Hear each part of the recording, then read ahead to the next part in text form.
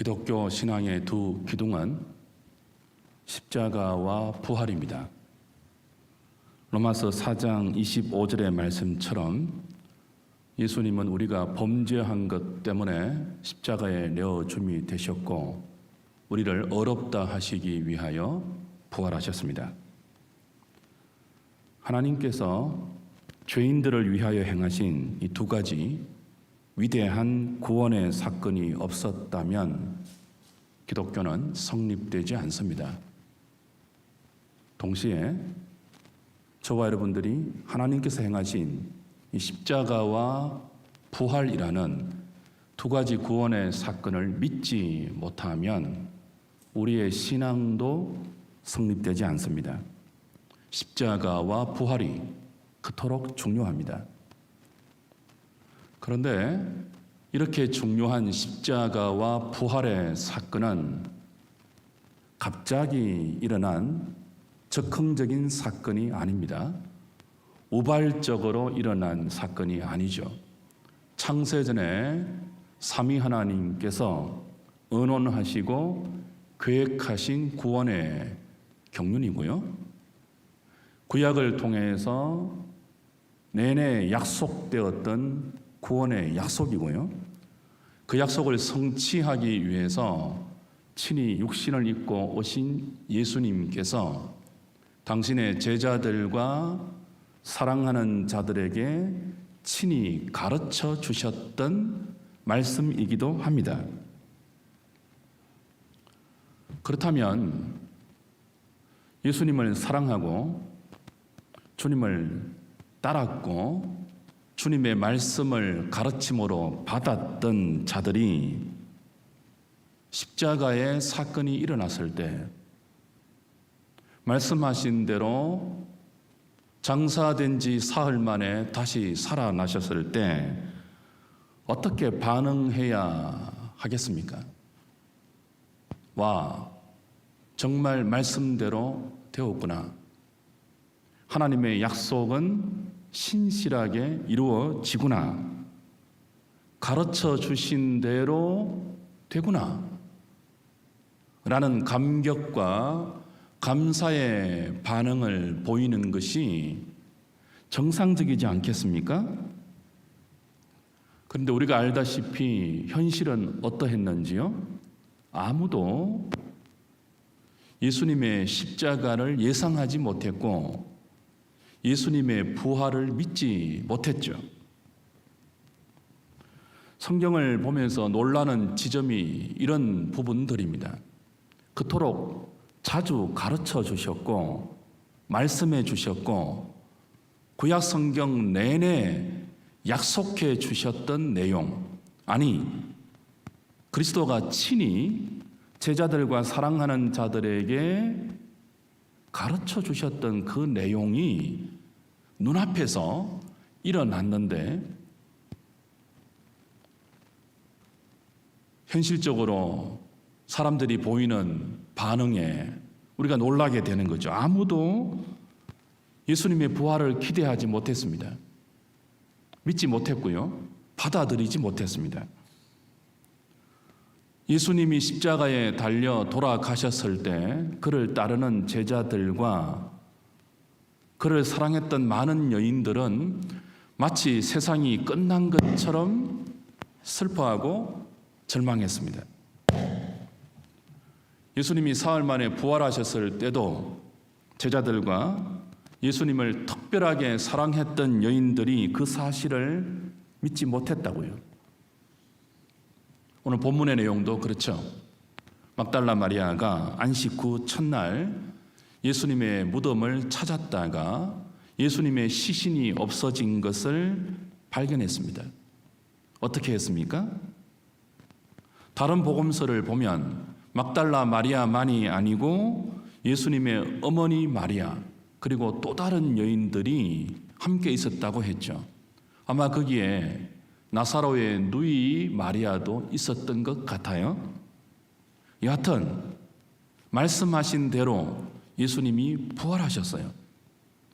예수님의 무덤을 막고 있던 돌이 옮겨져 있었고 그 안에 안치되어 있었던 시신이 없어졌죠. 그런데도 막달라 마리아를 비롯한 여인들이 이 부활의 사실을 믿지 못했습니다. 예수님이 부활하셨을 것이라곤 꿈에도 생각하지 못했어요. 베드로와 요한에게 달려가서 마리아가 이렇게 말하죠. 큰일 났다. 예수님의 시신이 없어졌다. 누가 예수님의 시신을 치웠는데 어디 두었는지 모르겠다. 그렇게 보고합니다.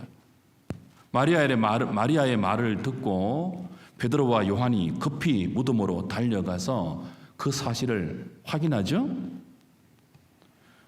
그리고 그 현장을 확인한 베드로와 요한의 반응을 보십시오. 8절 9절입니다. 그때야 무덤에 먼저 갔던 그 다른 제자와 들어가 보고 믿었더라.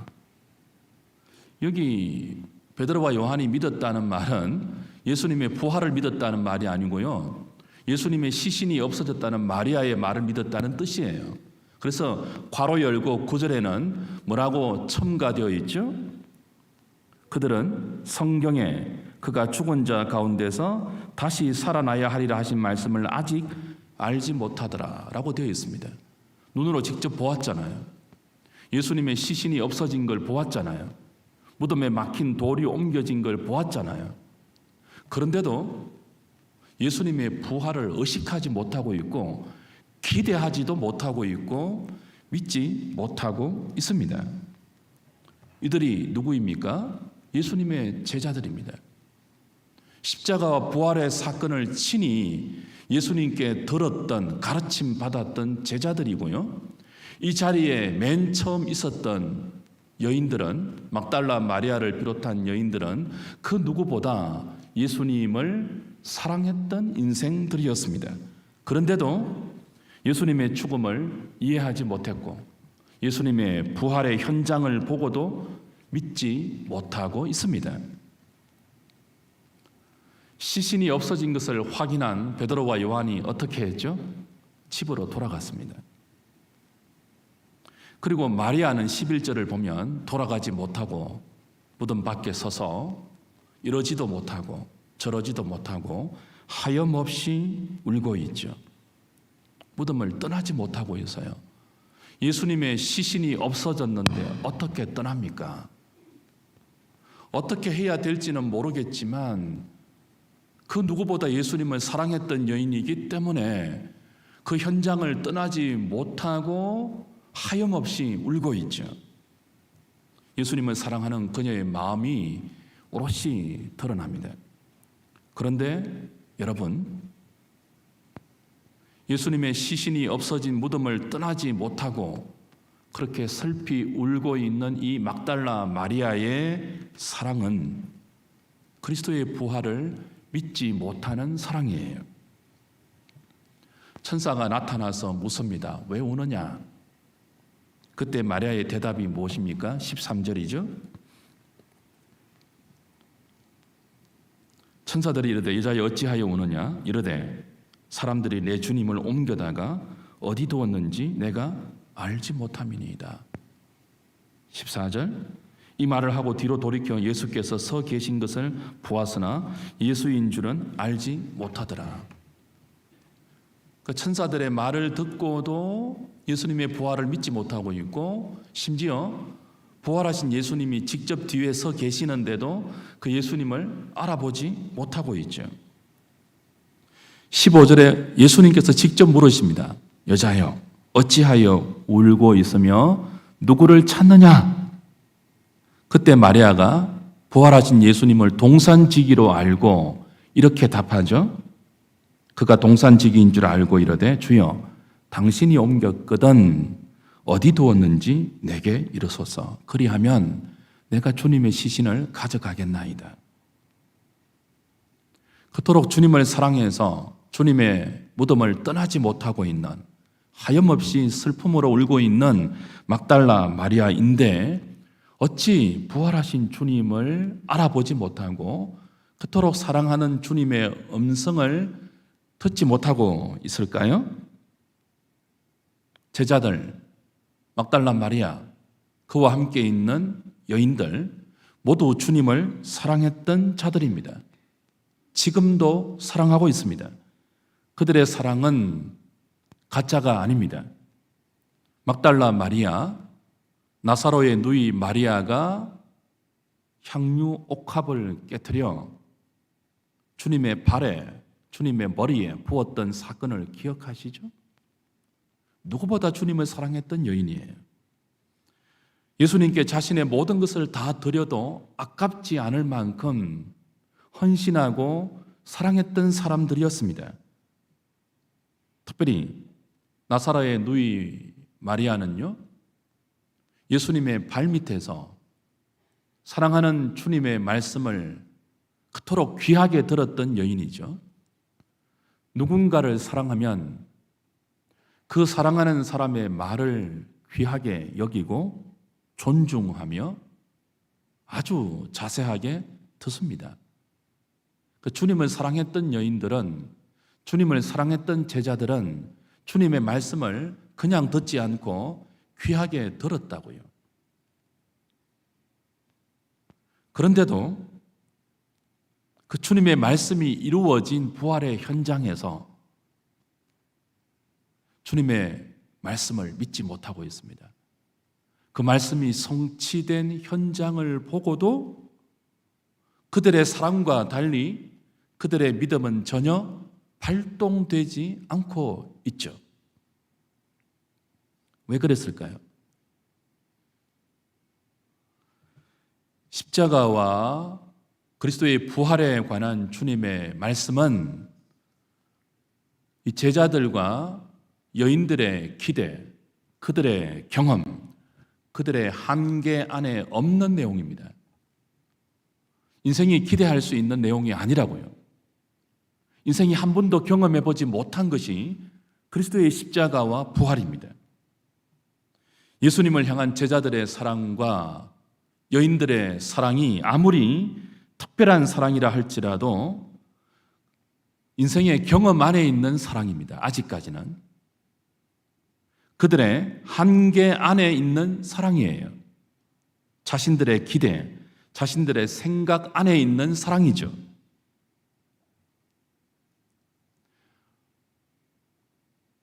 이런 것들을 잘 보여주는 그 사실 중에 하나가 누가복음 24장에 나오는 엠마오 마을로 가는 두 제자들이죠. 예수님이 부활하신 그날 이 두 제자가 아침에 일어난, 그 부활의 아침에 일어난 모든 일을 들었습니다. 그리고 그 이야기를 나누면서 엠마오로 가고 있었죠. 부활하신 예수님이 엠마오 마을로 가는 두 제자에게 나타나셔서 묻습니다. 너희들이 지금 무슨 말을 하고 있느냐? 엠마오 마을로 가는 두 제자가 부활하신 예수님을 알아보지 못하고 이렇게 대답합니다. 아니 어떻게 예루살렘에 있었으면서 요 근래에 일어난 일들을 혼자만 모르고 있느냐? 예수님이 재차 묻습니다. 무슨 일인데 그러느냐? 누가복음 24장을 한번 찾아보십시오. 요한복음 조금만 앞으로 가시면 누가복음 24장 19절부터 한번 보겠습니다.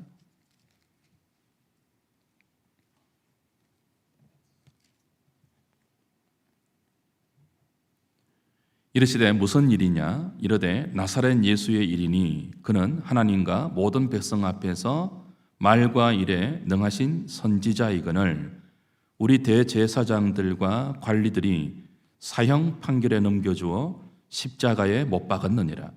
우리는 이 사람이 이스라엘을 속량할 자라고 바랐노라. 이뿐 아니라 이 일이 일어난 지 사흘째요.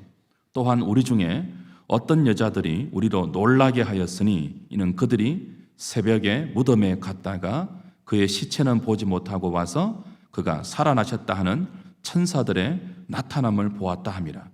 또 우리와 함께 한 자 중에 두어 사람이 무덤에 가 과연 여자들이 말한 바와 같음을 보았으나 예수는 보지 못하였느니라 하거늘. 25절 뭐라고 하십니까? 이르시되 미련하고 선지자들이 말한 모든 것을 마음에 더디 믿는 자들이요. 그 엠마오 마을로 가는 두 제자들도 주일 아침에 예수님이 부활하신 사건에 관한 보고를 다 들었다고요, 이미. 그런데도 믿지 못하고 있습니다. 믿지 못하면서 엠마오 마을로 내려가면서 그 이야기를 서로 하고 있는 거예요. 예수님이 부활하신 예수님이 나타나셔서 야, 너희들 지금 무슨 말 하고 있느냐? 그러니 자초지정을 이야기합니다. 그때 예수님 뭐라고 한다고요? 이 미련한 자들아, 왜 그렇게 마음에 더디 믿느냐? 그렇게 말씀하세요. 마음에 더디 믿고 있습니다. 제자들이. 선지자들이 말하였고 예수님께서 친히 가르쳐 주셨던 부활의 의미, 십자가 사건의 의미를 마음에 채 새겨두지 못하였고 미련함으로 더디 인정하고 더디 믿고 있죠. 왜 이럴까요? 왜 이렇게 미련할까요? 왜 이렇게 더디 그리스도의 부활을 받아들이고 있죠? 예수님께서 가르쳐 주셨던 말씀, 구약 성경 내내 약속되었던 그리스도의 십자가와 부활에 관한 약속을 자신의 생각으로, 자신의 기대로, 자신의 경험으로 인생의 미련한 지성의 한계 안에서 해석하고 받아들이고 이해했기 때문이죠. 예수님을 향한 그들의 기대가 무엇이었습니까? 누가복음 24장 21절에 보면 이렇게 나와 있습니다. 우리는 이 사람이 이스라엘을 속량할 자로 바랐노라 그래요. 이스라엘을 속량할 자로 그리스도를 기대한 거예요. 이스라엘을 속량할 자라 할 때 이게 속량은 우리가 알다시피 죄와 사망에서 우리를 구원하신 영적 구원의 속량이 아니고 정치적, 경제적, 군사적 로마의 압제로부터 속량하는 또 다른 속량을 의미합니다.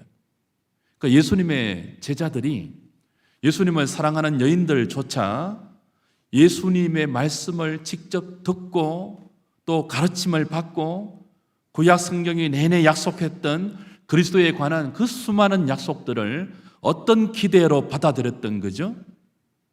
이 정치적, 경제적, 군사적 속량자로 그런 그리스도로 기대하고 이해하고 소망했던 거죠. 그 기대를 벗어나면 아무리 하나님의 말씀이라 할지라도 아무리 사랑했던 주님의 말씀이라 할지라도 자신들의 생각, 자신들의 기대, 자신들의 경험을 벗어나면요 들어도 마음에 새겨지지 않는 거죠. 담아지지 않는 거죠. 마음에 새겨지지 않고 담아지지 않았으니 그 말씀이 현실에 그대로 이루어져도 그 사실을 믿지 못하는 거예요. 인생의 미련함입니다. 우리들의 미련함이에요. 예수님을 사랑하는 제자들, 그 누구보다 예수님을 사랑하고 따랐던 막달라 마리아와 여인들, 그들이 예수님을 사랑했던 수준이 이 정도입니다. 저와 여러분의 주를 사랑하는 수준도 이 정도일지 몰라요. 우리의 기대, 우리의 경험, 우리의 한계, 우리의 생각 안에서 주님을 기대하고 주님을 사랑한다고 하죠. 하나님은 우리가 이런 줄 아십니다. 제자들이 이렇게 미련한 줄 아세요. 막달라 마리아와 다른 많은 여인들이 주님을 특별하게 사랑했지만 그들의 그 특별한 사랑이 이런 미련한 인간적인 사랑에 머물고 있다는 사실을 알고 계시죠. 그래서 이들을 위해서 십자가로 가셨죠. 이렇게 미련한 우리들을 위해서 친히 죽으시죠. 우리가 이토록 미련하기 때문에 부활하시죠. 말로 알아들었다면 왜 십자가에 죽으시겠습니까? 차근차근 가르쳐 주시면 이해하고 납득하고 알아먹어서 그리스도에게 우리 생을 전부 드릴 수 있다면 왜 부활하셨겠습니까? 우리의 수준이 이 정도예요. 우리는 이토록 무지하고 미련하고 아둔해요. 더디 믿어요. 그래서 이런 우리를 위해서 친히 오셔서 만세전에 예정하신 삼위 하나님의 구원의 경륜을 친히 십자가와 부활로 이루어 주시고, 이런 우리들을 위해서 아버지와 함께 성령을 보내시죠. 주 안에 사랑하는 여러분, 우리의 구원은 우리의 사랑과 우리의 믿음과 우리의 신앙의 수준에 달려있지 않습니다. 예수 그리스도의 십자가와 부활, 독생자를 보내신 하나님의 무한하신 사랑과 긍휼, 아버지의 사랑과 아들의 순종을 우리에게 믿게 하시고 적용시키고 감화하셔서 따르게 하시는 성령님의 역사, 이 삼위 하나님의 구원의 열심과 사랑이 없으면 그 어떤 인간도 자신의 믿음과 자신의 사랑과 자신의 실력과 자신의 수준으로, 자신의 헌신으로 구원에 이를 수 없죠. 우리는 미련한 인생이고 마음에 더디 믿는 인생이라고요. 그래서 성령을 보내십니다. 다시 요한복음 20장 22절로 돌아가 보십시오. 이 말씀을 하시고 그들을 향하사 숨을 내쉬며 이르시되 성령을 받아라. 부활의 현장에 있으면서도, 부활의 소식을 들으면서도 마음에 더디 믿고 있는 미련한 우리들을 위해서, 미련한 제자들을 위해서 예수님께서 숨을 내쉬면서 성령을 받으라고 하십니다.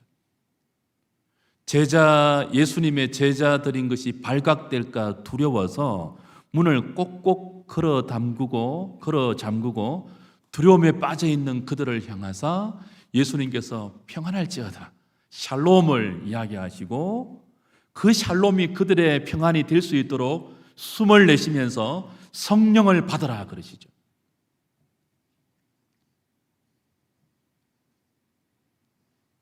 성령을 받아야 예수님의 십자가의 의미가 깨달아지고, 성령을 받아야 예수님의 부활이 믿어지고, 성령을 받아야 두려움으로 가득한 그들의 마음이 하늘의 평안으로 채워지기 때문에 성령을 받으라고 하십니다.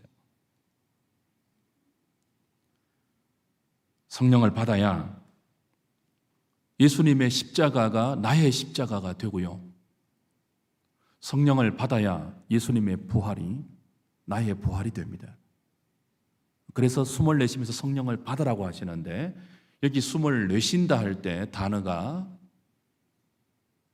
창세기 2장에 나오는 흙으로 사람을 지으시고 그 코에 생기를 불어넣는다고 할 때 불어넣는다와 똑같은 단어예요.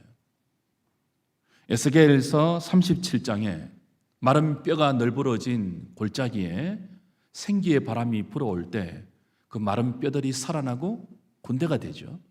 그 마른 뼈들을 살아나게 한 생기의 바람이 불어온다고 할 때 그 불어온다는 단어가 여기 부활하신 예수님이 숨을 내쉰다라는 엔푸사오라는 단어와 동일해요.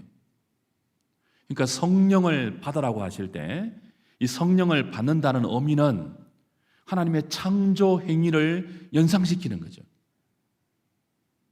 그리고 시체처럼 살아있으나 죽은 자 같은 우리 인생을 참으로 하나님의 생기로 진정한 생이 되게 하는 이 생기의 바람도 성령으로 말미암은 것임을 보여주시죠. 오늘 우리에게 필요한 것이 바로 이 하나님의 숨결이 담겨있는 성령의 바람이고요, 생기의 바람입니다. 죽음을 깨트리시고 부활하신 주님께서 숨을 내쉬면서 제자들에게 받으라고 하신 그 하나님의 호흡이 담겨있는, 그 하나님의 생기가 담겨있는, 그래서 우리를 살아나게 하고 믿게 하고 깨닫게 하고 보게 하고 듣게 하고 참된 것을 말하게 하는, 참된 것을 꿈꾸게 하는 이 성령의 숨결, 이 성령의 바람 받아야죠.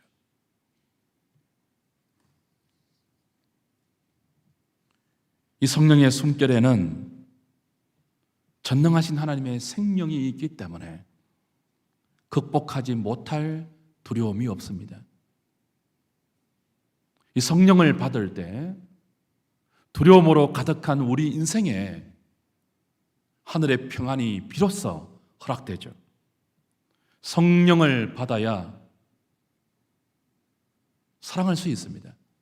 자신의 한계와 자신의 경험과 자신의 생각 안에서 머물던 우리의 사랑이 성령을 받아야 우리의 생각을 뛰어넘어 하나님이 이끄시는 보이지 않는 하나님을 보는 것처럼 기쁨으로 사랑할 수 있는 참된 사랑이 우리에게 가능해지죠. 이 성령을 받아야 사망을 이기는, 죄를 이기는 승리와 믿음의 삶을 비로소 올곧게 걸어갈 수 있습니다. 그래서 오늘 23절에는요, 성령을 받으라고 22절에 말씀하고 나서 23절에 어떤 말씀이 따라오죠? 네 죄든지 너희가 사하면 사하여질 것이고 그대로 두면 그대로 있을 것이라는 용서에 관한 말씀이 주어지죠. 성령을 받으면 용서가 가능해집니다. 지금 이 시대가 분노로 가득한 시대, 분노 사회 아닙니까? 툭 건드리면 모두 폭발할 것 같아요. 저는 부산에 사는데 한 번씩 서울에 오면 참 힘들어요. 부산하고도 또 서울이 분위기가 다르더라고요. 좀 이렇게 달라요. 이 분노가 좀 더 큰 것 같아요. 택시를 타도 너무 급하게 모시고, 조금만, 오늘도 제가 여기 비가 올 차를 타고 왔는데요, 조금만 천천히 가도 뭐 클락션을 팍팍 눌리고 막. 이런 서울에 사신다고 고생 많으십니다. 뭐 부산도 비슷해져 가지만 분노 사회인 것 같아요. 이런 분노 사회에서 자신을 건드리면 참지 못하고 폭발하는 이 분노 사회에서 누군가를 용서한다는 것은 기적이죠. 근데 그 기적이 성령을 받을 때 가능해집니다. 성령을 받으라고 하신, 숨을 내쉬면서 성령을 받으라고 하신 주님이 직접 그 자리에서 성령을 주시지는 않아요. 성령을 받으라고 하시고 언제 성령을 주시죠? 성천하시고 아버지와 함께 오순절에 성령을 주십니다. 급하고 강한 바람같이, 불의 혀같이 갈라지는 가시적인 현상을 동반해서 난곳방언으로 사람들이 하나님의 큰 일을 말하는 성령 강림이 오순절에 아버지와 아들로부터 이루어지죠.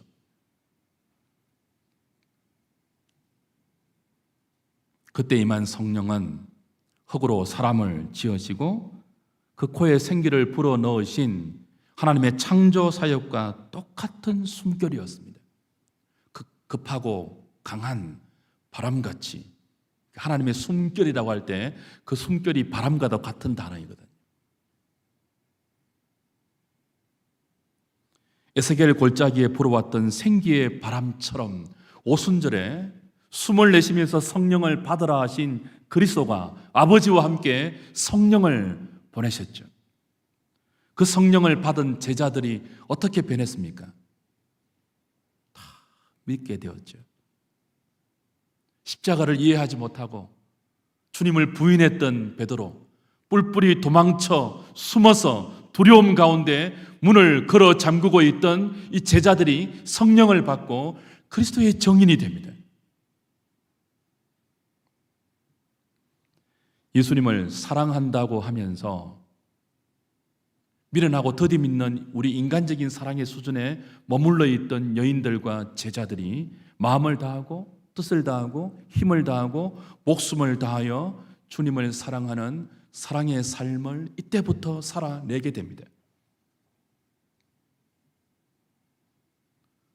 그 성령이 임하셔서 신약 교회가 탄생되었고, 오늘 그 성령이 여기 교회 안에 머물면서 믿는 자들 안에 거처를 삼고 머무시면서 동일한 역사를 우리에게 허락하고 있습니다.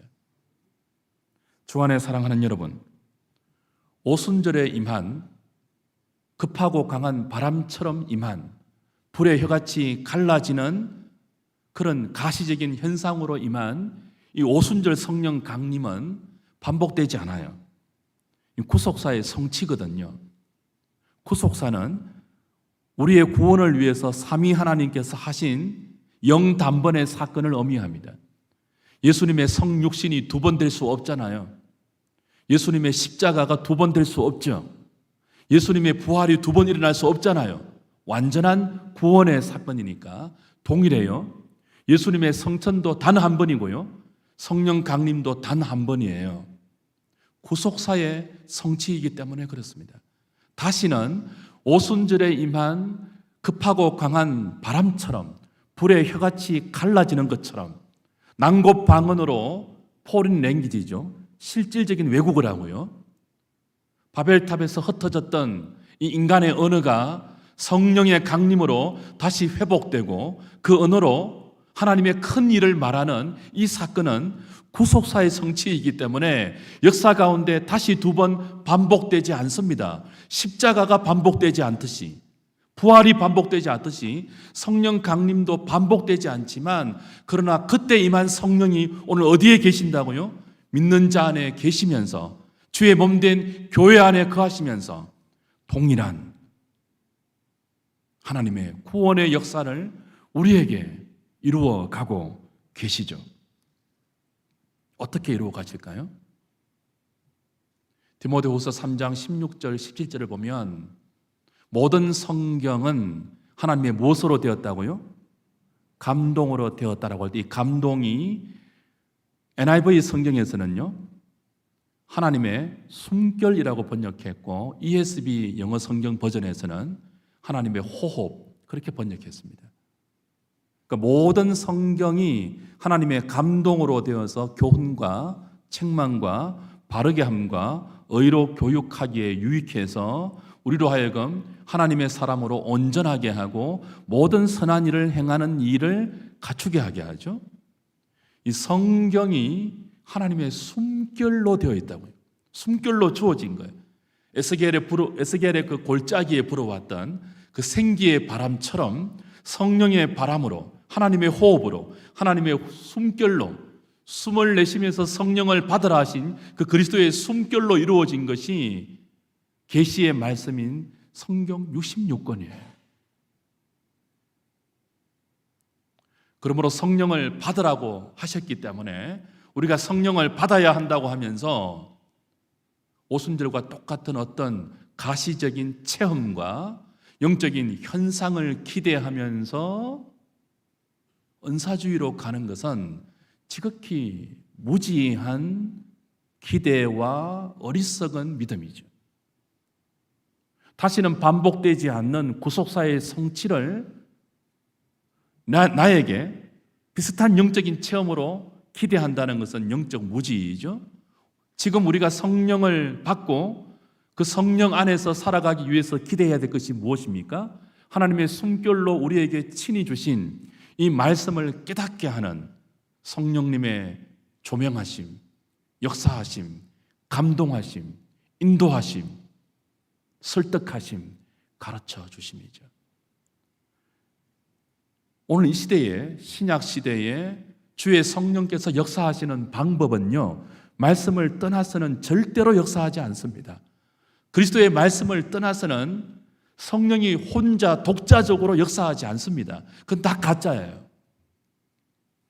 성령은 아버지를 드러내는 영이며 그리스도를 친히 증거하는 영이며 요한복음 14장과 16장의 말씀처럼 내가 떠나면 또 다른 보혜사가 올 터인데 진리의 성령이 오셔서 내가 너희에게 가르쳐 분부한 모든 것들을 생각나게 한다고 했죠. 죄와 세상과 의에 대해서 책망하신다고 했습니다.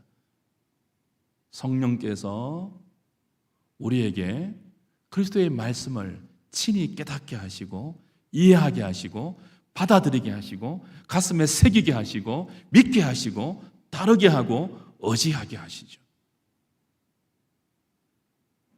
그 성령을 받았기 때문에 우리가 그리스도의 십자가를 믿게 된 것입니다. 그 성령의 감동하심과 특별하신 역사하심 때문에 우리가 그리스도의 부활을 나의 부활로 믿고 따라가고 오늘 이 시대 가운데 주님의 제자들로 발을 딛고 살아있는 것입니다. 그러므로 성령을 받으라는 주님의 말씀을 지금 우리에게는 이렇게 적용할 수 있겠죠. 말씀을 받아라. 말씀을 받아라. 주님의 말씀을 받고 그 말씀이 성령의 역사하심 가운데 우리의 심령과 영과 혼과 관절과 골수를 찔러 쪼갤 때 예수님이 믿어지죠. 왜 그분이 십자가를 지셨는지 믿어지죠. 나의 죄가 하나님의 독생자를 하나님의 진노 가운데 죽게 하셨다는 사실이 하나님의 말씀을 들을 때, 그 말씀을 듣는 우리에게 성령이 역사할 때, 우리의 영과 혼과 골수가 그 말씀으로 찔러 쪼개어질 때 믿어지죠. 내가 죄인인 것이 믿어지죠. 독생자가 죽어야 할 만큼 죄인인 것이 믿어지죠. 나의 어려움을 위해서 하나님의 독생자가 장사된 지 사흘 만에 부활하신 것이 믿어지고 그 그리스도의 부활이 나의 부활임이 믿어지죠. 그것이 믿어질 때 제정신으로 살아가기 힘든 이 실성한 시대를 평안으로 담대하게 살아낼 수 있죠. 그래서 오늘 저와 여러분들이 이 말씀을 받아야 돼요. 교회를 통해서 주시는 말씀을 받아야 돼요. 매일 말씀을 붙들고 의지하고 그 말씀을 내 발의 등과 내 길의 빛으로 삼고 덧없는 인생이 아니고 그 말씀이 인도하는 대로 진리의 삶을 살아가야 하는 것입니다. 그것이 성령을 받은 자가 성령 안에서 주님과 동행하는 아름다운 믿음의 삶을 사는 유일한 은혜의 비결이라 할까요? 하나님의 주의 백성들을 인도하는 방법이지 않습니까? 말씀을 받아야 더럽고 썩고 쇠하여질 이 세상의 기업에 소망을 두는 것이 아니고 썩지 않고 더럽혀지지 않고 쇠하여지지 않는 하늘의 기업을 우리의 참된 소망으로 바라고 살 수 있지 않겠습니까? 성령의 감동이 담긴 하나님의 숨결과 생기의 바람이 담긴 이 말씀을 우리가 부지런히 읽고 묵상하고 그 말씀을 우리의 마음에 가득 담아야 이 세상에 가득한 죄악의 세력을 이기고 우리 안에 타락한 본성을 이기고 믿음으로 거룩한 삶의 발걸음을 내디딜 수 있지 않겠습니까? 사랑하는 여러분, 말씀을 받으십시오. 말씀을 받아서 마음에 새기십시오. 사랑하는 자의 말은 겉으로 흘려듣지 않습니다. 사랑하는 자의 약속은 마음에 새기고 그 약속이 이루어지기를 기대하고 소망합니다. 우리가 주님을 사랑한다면 요한복음 14장 21절 말씀처럼 나를 사랑하는 자는 내 계명을 지킨다는 말씀처럼 우리가 주님을 진정으로 사랑한다면 성령을 받기 전 제자들과 성령을 받기 전 주님을 사랑했던 여인들과 달리 주님의 말씀을 마음에 깊이 담아야 합니다. 우리의 생각과 우리의 기대와 우리 인생의 경험을 뛰어넘는 말씀이라 할지라도 그 말씀이 친히 하나님의 숨결로 우리에게 주신 기록된 말씀이라면 우리의 마음에 새겨야 돼요. 그리고 그 말씀을 붙들고 살아가야 되죠.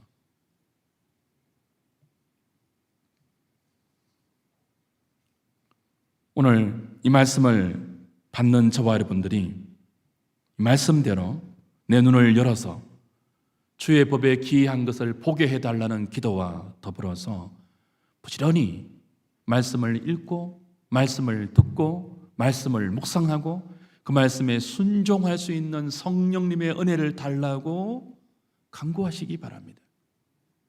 숨결처럼 우리가 호흡하는 것처럼 하나님, 나의 호흡 한 호흡이 말씀과 상관없는 분리된 그런 호흡이 아니고 나의 호흡 하나라도 말씀과 더불어 호흡하며 나의 생각 한 톨이라도 말씀과 더불어 생각해서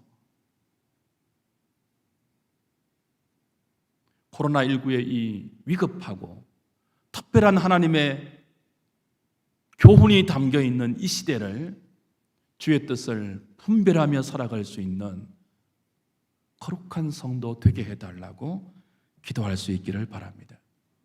우리의 눈이 열릴 수 있도록 기도하십시오.